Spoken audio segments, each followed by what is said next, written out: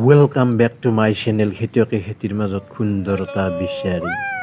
মই যদিও বা এতিয়া ভিডিঅ'টো আপলোড দিবলৈ লৈছোঁ, কিন্তু আমাৰ বস্তিৰ ফালে হাতী আহিছে।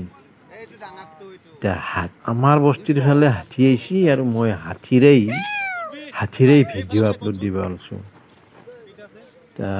কথাটো অলপ বেলেগ হেন, আপোনালোকে বোধহয় গমেই পাইছে। যোৱাকালি নাগৰিজুলিত গিৰাক ঘৈণীয়েক পৰা মাৰাও গেল।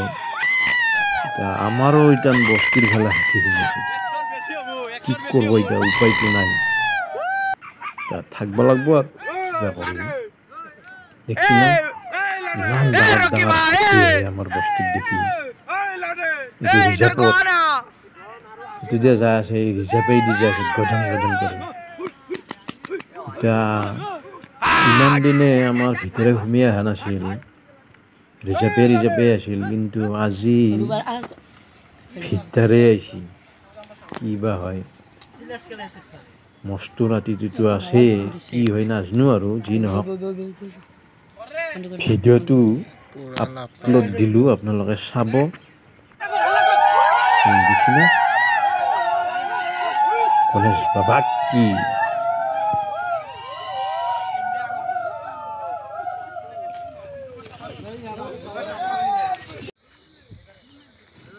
ভিডিঅ'টোত আপোনালোকে এটা কথা লক্ষ্য কৰিছে না, এই যে গুণাডাল দেখছি না, এই থহা এটা বান্ধা আছে, এই গুণাডাল যে দেখছি, এনেকৈ মানে আমাৰো বস্তিৰ পিছ চাইডে ৰিজাৰ্ভত, মানে আমাৰ যিখিনি খেতি বাতি মানুহবিলাকৰ খেতি বাতিৰ মূৰেদি এনেকৈ গুণা টানাই আছে, দুইডাল কৰি টানাই আছে।